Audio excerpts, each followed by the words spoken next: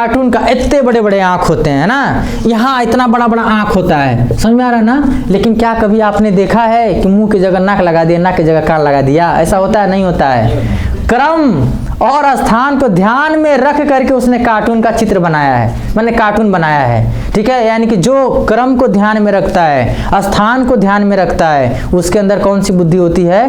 स्थानिक बुद्धि होती है, सबसे बढ़िया, है ना। मान लीजिए कि यहाँ पे क्या आँख है, यहाँ भी आँख है, यहाँ छोटा सा मुंह कर देगा, ठीक है, यहाँ पे बड़ा सा ये कर देगा, समझ में आ रहा है ना। देखिए, लेकिन कहीं ऐसा आपको नहीं देखने को मिलेगा कि ये आँख उठा के नाक के पास लगा दिया, नाक उठा के आँख के पास लगा दिया, ठीक है। यानी कि ऐसे व्यक्ति जो स्थान को और क्रम को सबसे ज़्यादा महत्व देते हैं, उसी को हम क्या कहते हैं? उसी के अंदर स्थानिक बुद्धि हम मानते हैं। जैसे कि चित्रकार, देखिए चित्रकार भी क्या होता है? चित्र बनाता है ना, तो उसको पता है। आप बताइए मुझे, जैसे मान लीजिए कि भारत का नक्शा उसने बनाया, ठीक है, यहाँ पे मान लीजिए क्या, यहाँ पे मान लीजिए तमिलनाडु है, तो ऐसा थोड़ा ना कि तमिलनाडु ऊपर उठा देगा, लिख देगा क्या? नहीं लिखेगा, ठीक है। तमिलनाडु इधर है, केरल इधर है, कर्नाटक इधर है, नीचे है, ठीक है। तो ऐसा नहीं है कि इसको इधर से उठा करके ऊपर लिख देगा, ठीक है। वो चित्रकार क्या कर देगा? स्थान और क्रम को ध्यान में रख करके चित्र बनाता है। तो ये चित्रकार होते हैं, ये क्या होते हैं? कार्टूनिस्ट होते हैं। और ये क्या होते हैं? हाँ, एक बात और याद रखिएगा, अंतरिक्ष में जो अंतरिक्ष यात्री होते हैं ना, वो भी इसमें आ जाएंगे। अब एक है शारीरिक बुद्धि और गतिक बुद्धि। शारीरिक बुद्धि और गतिक बुद्धि, इसको नोट करिए।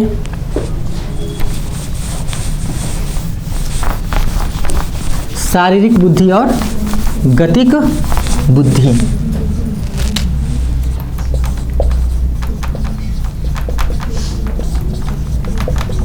शारीरिक बुद्धि और गतिक बुद्धि। देखिए, शारीरिक बुद्धि और गतिक बुद्धि क्या होता है?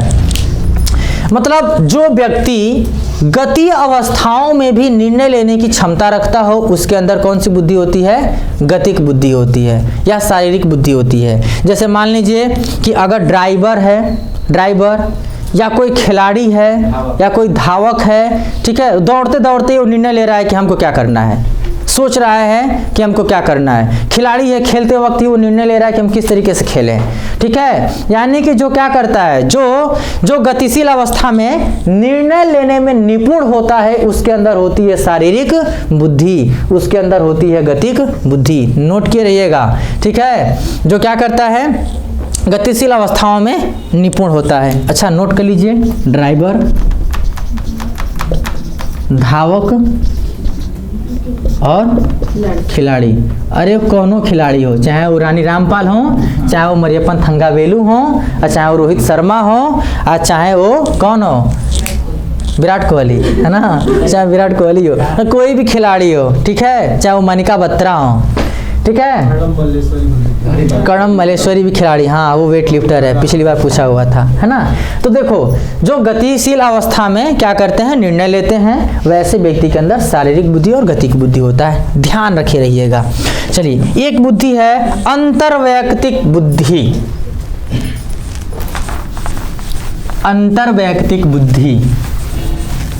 अच्छा, आप लोग मुझे बताइए, अंतर्वैयक्तिक बुद्धि और अंतरावैयक्तिक बुद्धि में क्या अंतर होता है?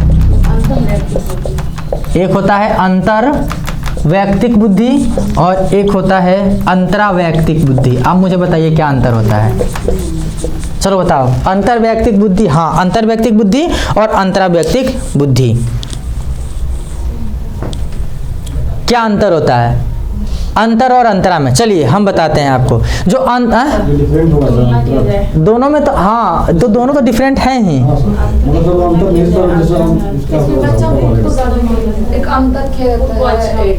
किसमें? अंतरावैयक्तित्व में। और अंतर्वैयक्तित्व में? चलिए देखिए, बताते हैं। जब बच्चा अपने आप को खुद को समायोजित करता है, जो समाज के लिए कार्य करता है, समाज सेविका, जैसे वो मदर टेरेसा थी, तो वो अंतर्वैयक्तिक में आती है। अच्छा। और अंतरावैयक्तिक में, अच्छा, देखिए, कुछ अच्छा करना। अच्छा, ठीक है, अभी हम बताते हैं। देखिए, अंतर्वैयक्तिक और अंतरावैयक्तिक में अंतर देखिए। पहले अंतर्वैयक्तिक को हम बता देते हैं। अंतर्वैयक्तिक बुद्धि होता है कि एक व्यक्ति जो दूसरों व्यक्ति की मनोदशाओं को समझ करके, नोट भी करिएगा, सुनते भी रहिएगा, एक व्यक्ति जो दूसरे व्यक्ति की मनोदशाओं को समझ करके, उनकी स्थितियों और परिस्थितियों को समझ करके क्या करता हो, कार्य करता हो, उसको हम कहते हैं अंतर वैयक्तिक बुद्धि वाला व्यक्ति। यानी कि एक व्यक्ति जो दूसरे व्यक्ति के मनोदशाओं को, सोच लो कितना तेज होते हैं ये, मनोदशाओं और भावनाओं को समझ करके क्या करता है, कार्य करता है, ऐसे व्यक्ति होते हैं अंतर वैयक्तिक बुद्धि वाले। अरे जैसे होते हैं सेल्समैन, जैसे होते हैं एजेंट, आपकी मनोदशा को समझ करके आप कराएंगे कि नहीं कराएंगे बीमा, समझ में आ रहा ना, आप इस सामान को लेंगे कि नहीं लेंगे, समझ में आ रहा ना। ऐसे व्यक्ति कौन से होते हैं, अंतर वैयक्तिक बुद्धि वाले व्यक्ति होते हैं। ठीक है, तो याद रखिएगा, अंतर वैयक्तिक बुद्धि में एक व्यक्ति जो दूसरे व्यक्ति के मनोदशा, भावनाओं आदि को समझकर उससे कोई भी कार्य करा ले, नोट करिएगा, उससे कोई भी कार्य करा ले, कोई भी कार्य,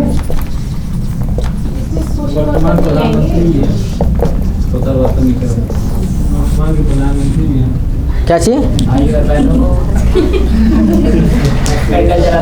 समझ में आ रहा ना, वो कोई भी क्या कर दे, कार्य करा ले।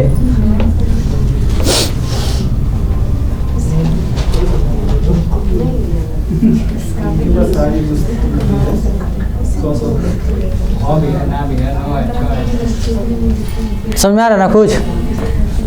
तो एक व्यक्ति जो दूसरे व्यक्ति की मनोदशा, भावनाओं आदि को समझकर उनसे कोई भी कार्य करा ले, ठीक है, तो उसको हम कहते हैं क्या, अंतर वैयक्तिक बुद्धि।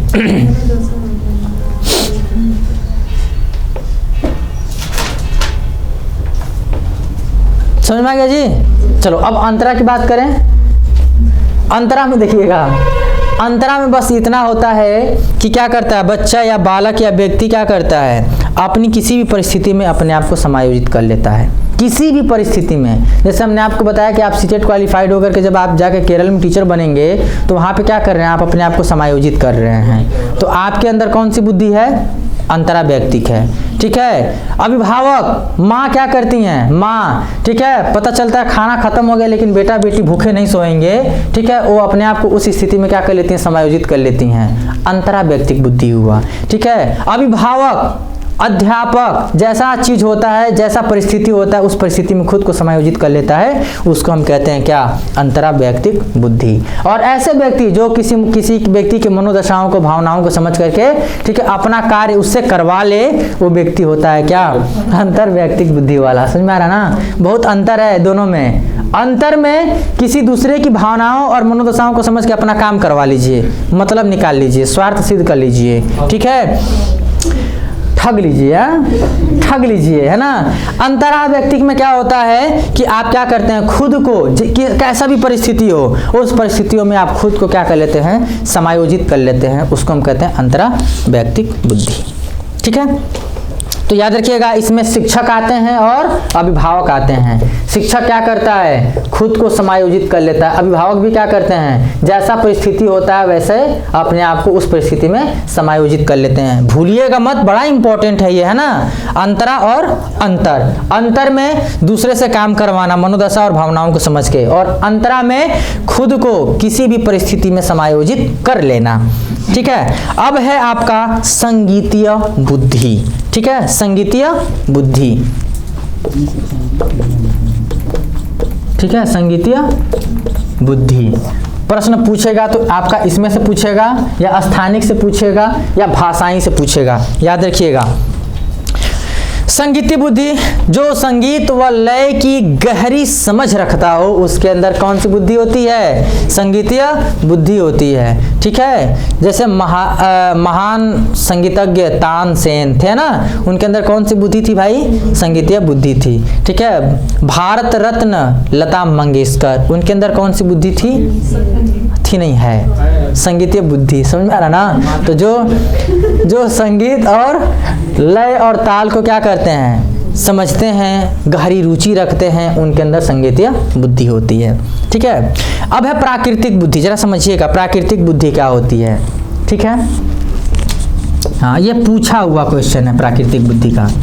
प्राकृतिक बुद्धि ये उसमें इस बुद्धि में वह व्यक्ति आते हैं, ठीक है, जो प्रकृति में सबसे ज़्यादा रुचि रखते हैं, जीव जंतुओं में सबसे ज़्यादा रुचि रखते हैं, पेड़ पौधों में सबसे ज़्यादा रुचि रखते हैं, खनिजों में सबसे ज़्यादा रुचि रखते हैं, ठीक है, यानी कि प्रकृति की समस्त क्रियाओं में रुचि रखते हैं, ठीक है। उसके अंदर कौन सी बुद्धि होती है? प्राकृतिक बुद्धि होती है, जैसे जंतु वैज्ञानिक या जैसे वैज्ञानिक या वनस्पति शास्त्री, ठीक है ना, वनस्पति शास्त्री। समझ में आ रहा ना? अब समझ में आया कि वैज्ञानिक किसमें आएंगे, ठीक है। अब है आध्यात्मिक बुद्धि, अब है आध्यात्मिक बुद्धि, ठीक है। अरे अध्यात्म का नाम सुनते ही तुम लोग बता दोगे कि इसमें कौन आएंगे, कौन आएंगे? साधु संत, ठीक है। आध्यात्मिक बुद्धि में कौन आएंगे? साधु संत आएंगे। केवल साधु संत, पादरी भी आएंगे, फकीर भी आएंगे। समझ में आ रहा ना?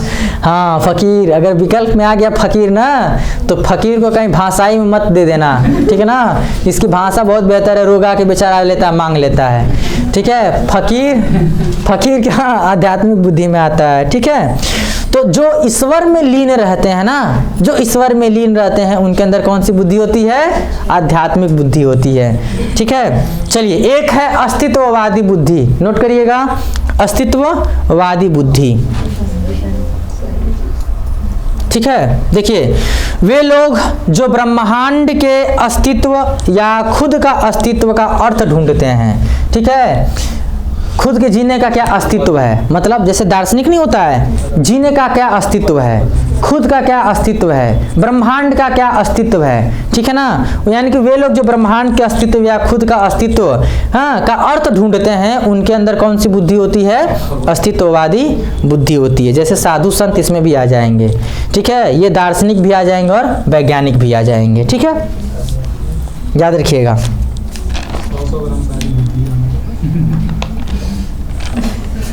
ठीक है।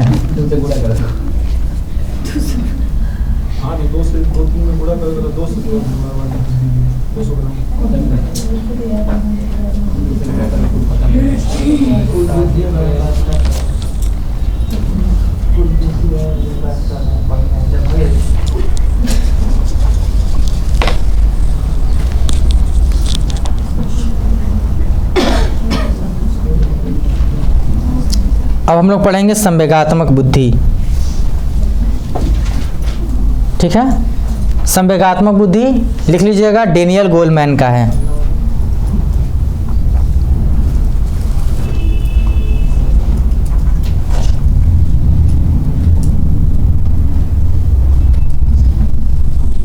ठीक है, संवेगात्मक बुद्धि डेनियल गोलमैन का है ना। समझ में आ गया ना? ये हार्वर्ड गार्डनर का, इसमें से ही पूछता है खिलाड़ी किस बुद्धि में आएंगे, बताओ किस बुद्धि में आएंगे खिलाड़ी? धावक, हाँ, शारीरिक या गतिक बुद्धि, तो वही बात है, ठीक ना। पेड़ पौधे में रुचि लेने वाले किस बुद्धि में आएंगे? प्राकृतिक, ठीक है ना। दूसरे की मनोदशा और भावनाओं को समझ करके स्वार्थ सिद्ध कर लेना, काम करा लेना, किस में आएंगे? हाँ, अंतर में आएंगे। और अंतरा में क्या होगा? कहीं भी अपने आप को जो बच्चा या व्यक्ति समायोजित कर लेता है वो आएगा। यही देखिए, यही 4-5 चीज इंपॉर्टेंट है हार्वर्ड गार्डनर का, ठीक है। Daniel Goleman, Daniel Goleman, Daniel Goleman ने जो सिद्धांत दिया था वो था संवेगात्मक बुद्धि का। नोट करिएगा, संवेगात्मक बुद्धि का सिद्धांत,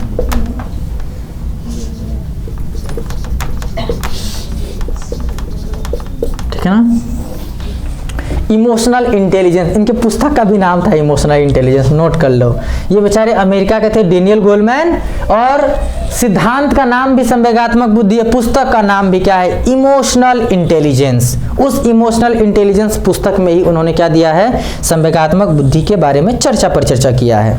देखिए, इन्होंने कहा है, देखिएगा, इन्होंने कहा है कि हमारी जो बुद्धि होती है वो एक जैसे नहीं होती और एक जैसे काम नहीं करती है। नोट करिएगा, इन्होंने बताया था कि हमारी बुद्धि एक जैसे नहीं होती है, एक जैसे नहीं होती है, या एक जैसे काम नहीं करती है, डेनियल गोलमैन ने कहा था कि जो हमारी बुद्धि है वो एक जैसे काम नहीं करती है, ठीक है ना, हमेशा एक जैसे काम नहीं करती है, यानी कि यह किसी स्थिति में मौजूद संवेगों पर निर्भर करती है, यह मौजूद संवेगों पे क्या करती है, निर्भर करती है। याद रखिएगा, मौजूद संवेगों पर निर्भर करती है। समझ में आ रहा ना, हमारी जो बुद्धि होती है वो एक जैसे नहीं होती है, एक जैसे काम नहीं करती है, और वह मौजूद संवेगों पर निर्भर करती है। देखिए, जो संवेग होता है ना, संवेग पर नियंत्रण कौन करता है, बुद्धि करता है। समझ में आ रहा ना, इन्होंने किसी सफल व्यक्ति के उद्देश्य के लिए कितने प्रतिशत बुद्धि के बारे में चर्चा किया था, जरा देखिएगा, 20% बुद्धि, ठीक है ना, 20% बुद्धि लब्धि और 80% संवेगात्मक बुद्धि लब्धि का बात किया था, ठीक है। यानी कि व्यक्ति की सफलता के लिए किसी व्यक्ति के अंदर 20% बुद्धि लब्धि होना चाहिए और 80% संवेगात्मक बुद्धि, यानी कि ये जो 20% जो बुद्धि है ना, वो 80% के संवेगात्मक बुद्धि लब्धि पर या संवेगात्मक बुद्धि पर क्या करती है, नियंत्रण करती है। समझ में आ रहा ना, बात को समझिएगा, ठीक है। जो हमारी बुद्धि होती है वो किसको नियंत्रित करती है, संवेगों को नियंत्रित करती है, ठीक है। तो इसलिए उन्होंने बताया कि किसी व्यक्ति के सफलता के लिए जो 20% की बुद्धि होती है, बुद्धि लब्धि होती है, वह 80% संवेगात्मक बुद्धि पर क्या होती है, हाँ, निर्भर होती है या नियंत्रित उसको करती है, ठीक है।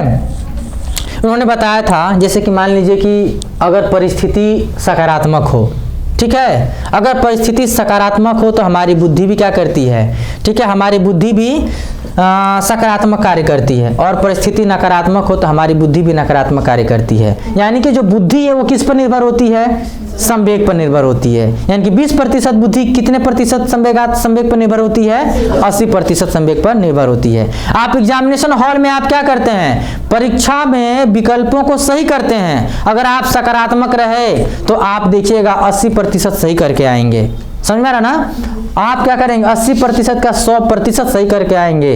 और अगर आपका संवेग वहां पे नकारात्मक और डर रहे हैं, क्या होगा, फेल हो जाएंगे, जूनियर की भर्ती आ रही है, जूनियर का परीक्षा हम नहीं दे पाएंगे, गया, हम तो गए भैंस पानी में, है ना, तो क्या होगा, पता चलेगा कि सारे प्रश्न लगभग गलत होके ही आएंगे।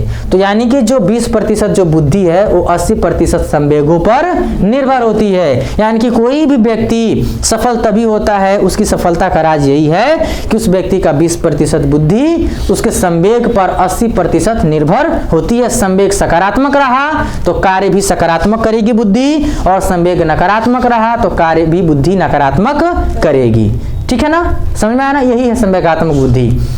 संवेग सकारात्मक रहेंगे, हाँ, हमारा संवेग सकारात्मक है, हाँ, हम जाएंगे सारे प्रश्नों को सही करके आएंगे, ठीक है, सही प्रश्न करके आएंगे, सभी बिल्कुल उत्तर सही से ट्रिक करके आएंगे। संवेग हमारा सकारात्मक, एकदम लंबी सांस, गहरी सांस, ऑल इज वेल करते हुए जा रहे हैं, परीक्षा में बैठे, भले ही प्रश्न जैसा भी कठिन मिले लेकिन उसको ढंग से पढ़ें। हम कहें नहीं एकदम पास हो जाएंगे, पास होना ही है ना, ढंग से सोचे समझे तो संवेग सकारात्मक होगा, सकारात्मक सोचेंगे। पहले ही हमने लिख दिया कि एनसीईआरटी 2005 पढ़ लो, बच्चे को कुछ होने मत देना, ठीक है, निगेटिविटी और पॉजिटिविटी को ध्यान में रखना। तो जब हम पहले ही से पॉजिटिव रहेंगे तो पॉजिटिविटी को क्या करेंगे, ध्यान में रखेंगे, तो संवेग हमारा सकारात्मक रहेगा तो प्रश्न भी हमारा सही होगा, ठीक है ना। तो इसलिए उन्होंने बताया था कि हमारी बुद्धि एक जैसी नहीं होती है, एक जैसे काम नहीं करती है। अगर हमारा संवेग सकारात्मक रहा तो बुद्धि सकारात्मक कार्य करेगी, संवेग नकारात्मक रहा तो बुद्धि नकारात्मक कार्य करेगी। एक किसी व्यक्ति के सफलता के लिए उसका 20% बुद्धि उसके 80% संवेगों पर निर्भर करती है, ठीक है, यही रहा संवेगात्मक बुद्धि का सिद्धांत, ठीक है। संवेगात्मक बुद्धि का सबसे पहले जो प्रयोग किया था वो किया था सैलोवी और मेयर ने, नोट करिए, सैलोवी और मेयर ने, सैलोवी और वह मेयर ने, याद रखिएगा, सैलोवी और मेयर ने क्या किया था, सबसे पहले इसका उपयोग किया था, ठीक है, हाँ, संवेगात्मक बुद्धि का सबसे पहले प्रयोग इन्होंने ही किया था। अच्छा, एक बात बताते हैं आपको, इसका सूत्र भी है, जैसे बुद्धि लब्धि का सूत्र होता है ना, IQ बराबर MA/CA × 100 होता है ना, MA/CA × 100, उसी तरीके से संवेगात्मक बुद्धि लब्धि अर्थात इंटेलिजेंस कोटेंट, है ना, संवेगात्मक बुद्धि लब्धि, जैसे कि इमोशनल कोटेंट है ना, जैसे कि इंटेलिजेंस कोटेंट होता है, जैसे IQ होता है ना, IQ बराबर क्या होता है MA/CA × 100 होता है ना, तो ये इंटेलिजेंस कोटेंट है। उसी तरीके से संवेगात्मक बुद्धि लब्धि यानी कि इमोशनल कोटेंट बराबर क्या होता है, ये क्या है यहाँ पे मानसिक आयु है ना, यहाँ पे क्या हो जाएगा इमोशनल आयु हो जाएगा, इमोशनल इंटेलिजेंस हो जाएगा, आयु नहीं होगा, इमोशनल इंटेलिजेंस हो जाएगा।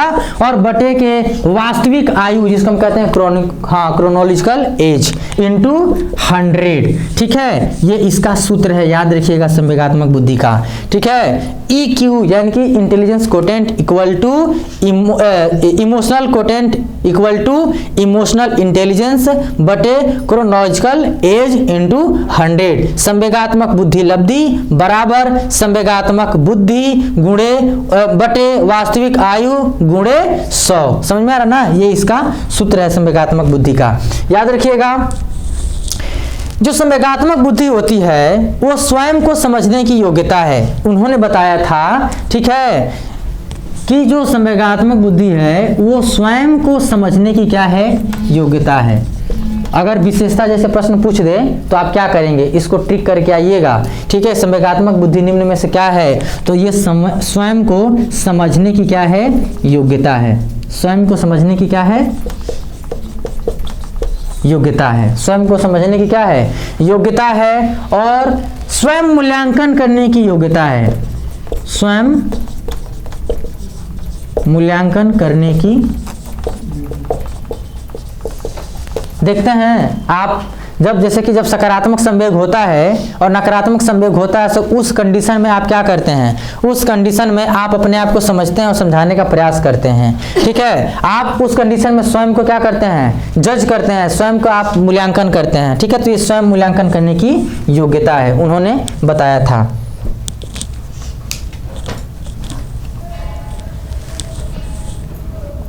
और एक बात और उन्होंने बताया था, जैसे अंतर्वैयक्तिक का मतलब हमने आपको पहले ही बता दिया कि दूसरों की मनोदशाओं और भावनाओं को समझना है ना। तो इन्होंने बताया है इसमें कि इसमें अंतर्वैयक्तिक पाई जाती है संवेगात्मक बुद्धि में। संवेगात्मक बुद्धि में अंतर्वैयक्तिक पाया जाता है, यानी कि दूसरों की भावनाओं को आप समझते हैं। सोशल वर्कर किसमें आते हैं, जो जैसे मदर टेरेसा, ये लोग किसमें आएंगे? मदर टेरेसा जैसे जो सोशल, अच्छा, एक राजनेता सामाजिक होता है ना, ठीक है, एक राजनेता, वो राजनेता वो तो भाषाई में हो जाएगा। ये लोग सेविका होती हैं, देखिए जो ये लोग किसमें आएंगे बताते हैं, वो भी जो है कि शारीरिक बुद्धि और स्थानिक गतिक बुद्धि में आएंगे। वो भी समझ में आ रहा ना, जो सोशल वर्कर हैं वो भी गतिशील रहते हैं समाज में, समझ में आ रहा ना, वो भी समाज में गतिशील रहते हैं। कब कहाँ क्या हो गया और उसमें क्या करते हैं, अपनी अहम भूमिका निभाते हैं, ठीक है, याद रखिएगा ना। एक बात और बता देते हैं, अगर विकल्प में आ गया सामाजिक बुद्धि, अगर विकल्प में आ गया सामाजिक बुद्धि तो ठीक, और नहीं तो गतिक बुद्धि में वो आ जाएंगे, ठीक है। अगर विकल्प में आ गया आपको सामाजिक बुद्धि तो ठीक है, इन्होंने तो बताया ही नहीं सामाजिक बुद्धि। हार्वर्ड गार्डन ने कहाँ बताया था कि सामाजिक बुद्धि होता है, लेकिन अगर मनोवैज्ञानिकों ने भी अभी इसमें कई ऐड किया है, ठीक है। तो अगर सामाजिक बुद्धि मिल गया तब तो बहुत बेहतर है भाई, वो समाज सेविका हैं, सामाजिक बुद्धि में आ जाएंगी। लेकिन अगर सामाजिक बुद्धि नहीं आता है तो शारीरिक या गतिक बुद्धि में आ जाएंगी, ठीक है, याद रखिएगा, ठीक है। तो क्या बता रहे थे हम आपको, हाँ, इन्होंने बताया था संवेगात्मक बुद्धि में कि इनमें क्या होती है अंतर्वैयक्तिक, ठीक है, अंतर्वैयक्तिक भावनाएं पाई जाती हैं, ठीक है, अंतर्वैयक्तिक भावनाएं पाई जाती हैं। जैसे कि वो दूसरों के संवेगों को अर्थात संबंधों को पहचान लेते हैं, ठीक है ना, और पहचान करके क्या करते हैं, अपनी भावनाओं को भी उनके साथ शेयर करते हैं, ठीक है। वही होता है क्या, अंतर्वैयक्तिक बुद्धि। नहीं होता है जैसे हम पीड़ित हैं तुम भी पीड़ित हो, है ना, हम पीड़ित हैं तुम भी पीड़ित हो, तो अंतर्वैयक्तिक यानी कि हमने क्या किया अपने भावनाओं से, ठीक है, हमने क्या किया आपकी भावनाओं को समझा, ठीक है। तो यही होता है क्या, संवेगात्मक बुद्धि।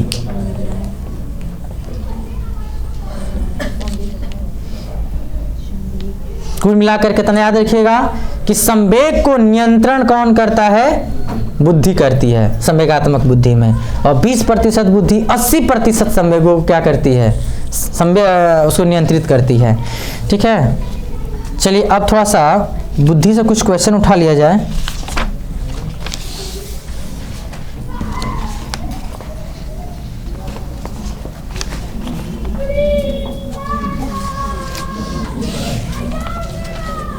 एक शिक्षिका अपने विद्यार्थी को विभिन्न अधिगम शैलियों को संतुष्ट करने के लिए विविधतापूर्ण कार्यों का प्रयोग करती है। यह उदाहरण है। अरे भाई, विविधतापूर्ण कार्य अगर करती है, ठीक है, तो यह उदाहरण है पियाजे का नैतिक विकास का सिद्धांत, हार्वर्ड गार्डनर का बहुबुद्धि सिद्धांत, थॉर्नडाइक का बहुकारक बुद्धि का सिद्धांत, बीने का एक कारक सिद्धांत। क्या होगा?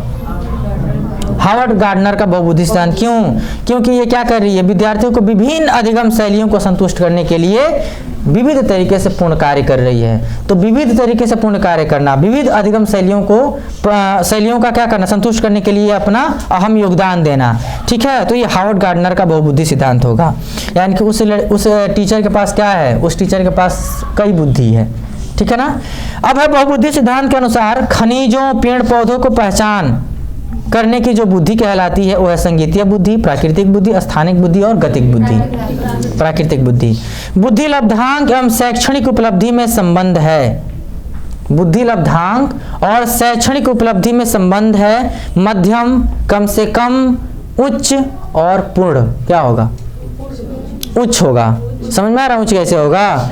बुद्धि लब्धांक एवं शैक्षणिक उपलब्धि में जब इनका जैसे जब बुद्धि लब्धि ज्यादा रहेगी तो शैक्षणिक बुद्धि लब्धि भी अगर क्या है? ज्यादा है, यानी कि संबंध इनमें क्या है? उच्च है। अच्छा, एक क्वेश्चन है कि 16 वर्षीय बच्चा बुद्धि लब्धि में 75 अंक पाता है तो उसकी मानसिक आयु क्या होगी? क्या होगी बताओ? नोट करो, क्वेश्चन नोट करो। 16 वर्षीय बच्चा बुद्धि लब्धि में 75 अंक पाता है तो उसकी मानसिक आयु क्या होगी? 16 वर्षीय बच्चा बुद्धि लब्धि में 75 अंक पाता है तो उसकी मानसिक आयु क्या होगी? बताओ। हाँ, 12 वर्ष, 15 वर्ष, 14 वर्ष, 8 वर्ष। क्या होगा? 12 वर्ष होगा। ठीक है। हाँ, यह है ना IQ बराबर MA/CA × 100। तो IQ कितना है? बुद्धि लब्धि 75 है। IQ कितना है? 75 है। और मानसिक आयु पूछ रहा है ना, तो मानसिक आयु को हम MA ही लिखेंगे। और वास्तविक आयु कितनी है? 16 वर्ष से गुणे क्या हो जाएगा? 100। ये क्या है? भाग है। इधर आएगा तो क्या हो जाएगा? गुणा हो जाएगा। यानी कि 75 × 16 बराबर MA × क्या हो जाएगा? 100, है ना।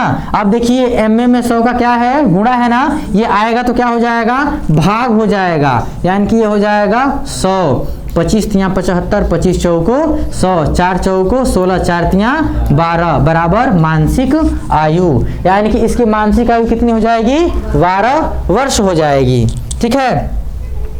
शारीरिक गतिक बुद्धि रखने वाले बच्चे की अंतिम अवस्था होगी। जो शारीरिक गतिक बुद्धि रखते हैं बच्चे, ठीक है, उनकी अंतिम अवस्था क्या होगी? शल्य चिकित्सक की, राजनेता की, कवि की, वाचक की। क्या होगा?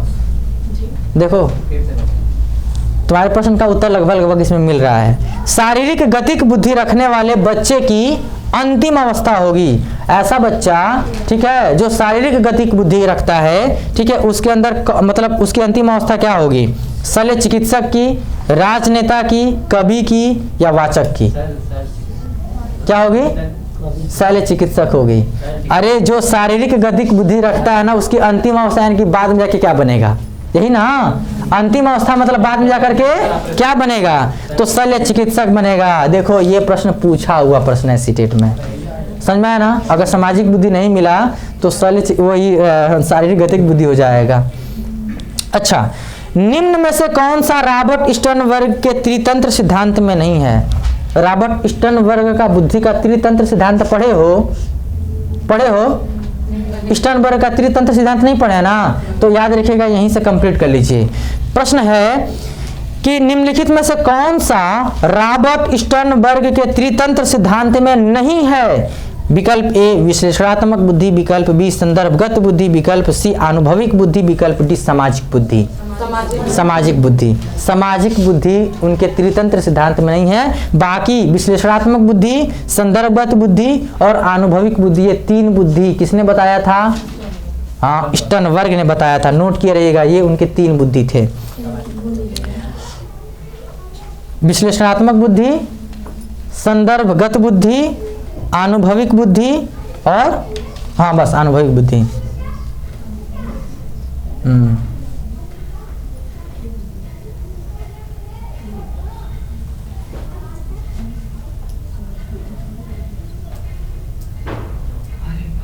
चलो आप मुझे बताओ जरा,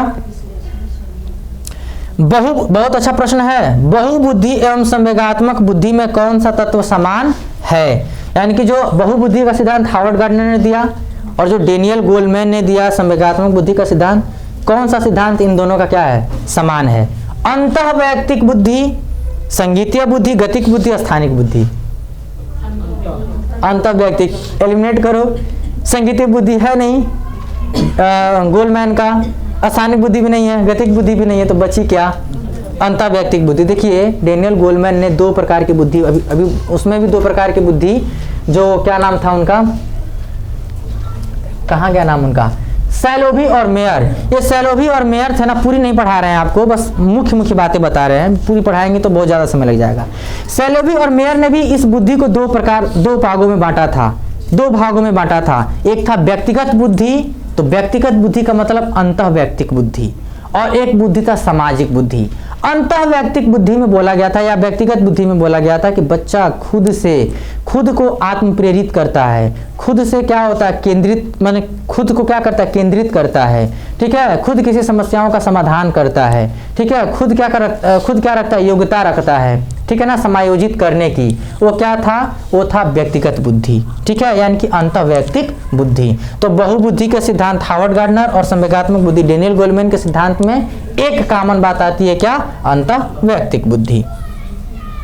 पहला बुद्धि परीक्षण बनाया था, आपको पता ही होगा, विनय ने बनाया था, ठीक है। बहुबुद्धि सिद्धांत के अनुसार एरोप्लेन के पायलट में, देखो ये प्रश्न पूछा हुआ है, एरोप्लेन के पायलट में कौन सी बुद्धि होती है? बताना जरा। गतिक बुद्धि, बहुत बेहतर। संगीतीय बुद्धि, तार्किक बुद्धि, स्थानिक बुद्धि और गतिक बुद्धि। कौन सी बुद्धि होती है? गतिक बुद्धि होती है। हाँ, ऑप्शन से पहले, अरे पढ़ लिए उस चीज को तो आंसर तो आएगा ही। हार्वर्ड गार्डनर का बहुबुद्धि सिद्धांत सुझाता है, क्या सुझाता है जरा बताना मुझे। हार्वर्ड गार्डनर का बहुबुद्धि सिद्धांत क्या सुझाता है? समझिएगा, हर बच्चे को प्रत्येक विषय 8 भिन्न तरीके से पढ़ाया जाना चाहिए, 8 तरीके से अलग अलग पढ़ाना चाहिए। विकल्प बी, बुद्धि को केवल बुद्धिलब्धि यानी कि आईक्यू परीक्षा से निर्धारित किया जा सकता है। विकल्प सी, शिक्षक को चाहिए कि विषय वस्तु को वैकल्पिक विधियों से पढ़ाने के लिए बहुबुद्धियों को एक रूपरेखा की तरह से ग्रहण करे। यही सही है।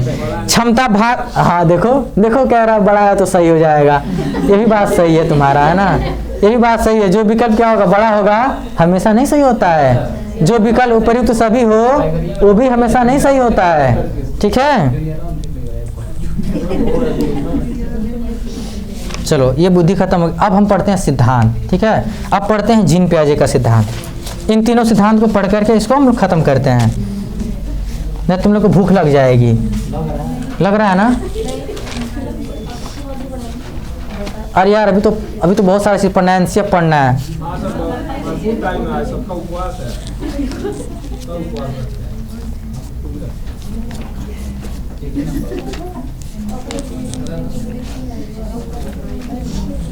उपवास रखे, आज कौन सा दिन है? रविवार को उपवास करने से क्या फायदा? चलिए जीन पियाजे का पढ़ लेते हैं हम लोग, ठीक है।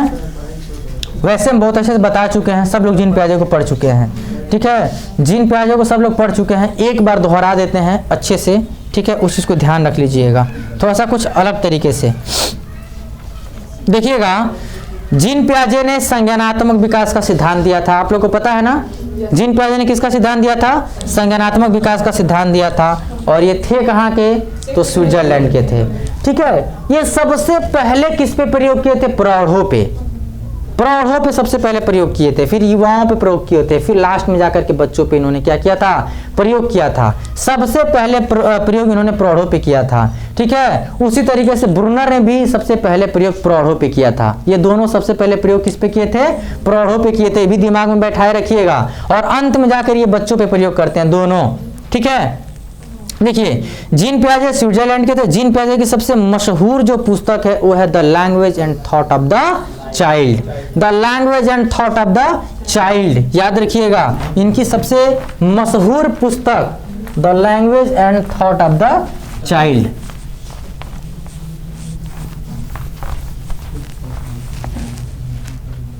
देखिएगा द लैंग्वेज एंड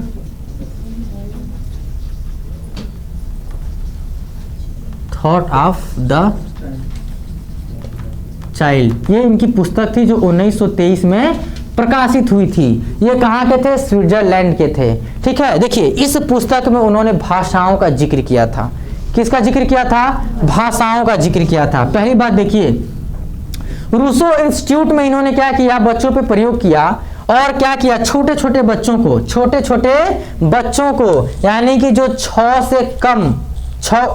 साल से कम उम्र के जो बच्चे हैं उन्होंने क्या किया, कमरे में बंद कर दिया, ठीक है। जब बंद कर दिया तो देखा क्या कि सारे बच्चे एक साथ दरवाजा पीट रहे हैं, दरवाजा खोलो, सारे बच्चे एक साथ बोल रहे हैं, ठीक है। यानी कि वहां पे ना वक्ता को महत्व दिया जा रहा है ना श्रोता को महत्व दिया जा रहा है, सारे बच्चे एक ही स्वर में क्या करते हैं, बोलते हैं, ठीक है। तो वहां पे उन्होंने भाषा बताया था अहम केंद्रित भाषा।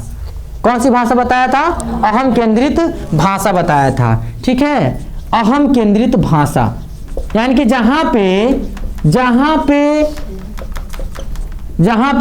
वक्ता को और श्रोता को महत्व नहीं दिया जाता है, वहां पे कौन सी भाषा होती है, अहम केंद्रित भाषा होती है। जब बच्चा अब आप ही लोगों एक स्वर में चिल्ला रहे हो, ठीक है, आपकी बात ना कोई सुन रहा है ना समझ रहा है, ठीक है, ना कोई बोल रहा, अगर कोई बोल भी रहा है तो आप सुन भी नहीं रहे हो, समझ भी नहीं रहे हो, चिल्ला रहे हो, तो यहाँ पे कौन सी भाषा हो जाएगी, अहम केंद्रित भाषा हो जाएगी, ठीक है। विद्यालय में देखिएगा छोटे छोटे बच्चे ऐसे ही करते हैं, ठीक है ना। अहम केंद्रित भाषा जो 6 साल से नीचे के बच्चे हैं, अगर आ गए विद्यालय में गदहिया गोल में तो, है ना, वो चिल्लाते रहते हैं, उनके पास कौन सी भाषा होती है, अहम केंद्रित भाषा, ठीक है। यानी कि वक्ता को और श्रोता को महत्व नहीं देते हैं, ठीक है। लेकिन वहीं पे उन्होंने ये देखिए ये 6 से कम यानी कि जिसका उम्र 6 से कम है उन बच्चों के लिए बताया, और 6 प्लस यानी कि 6 से जिनका उम्र ज्यादा है उन बच्चों के लिए बताया क्या, कौन सी भाषा, सामाजिक भाषा। उस बच्चे के अंदर बताया कि सामाजिक भाषा होती है, यानी कि वो वक्ता को भी महत्व देते हैं और श्रोता को भी महत्व देते हैं। और याद रखिएगा जहां पे व्यक्तिगत वार्ता की बात हो, जहां पे अगर बच्चा किसी कार्य को कर रहा है, गति अवस्था में है वो कार्य, और बच्चा खुद से बात कर रहा है,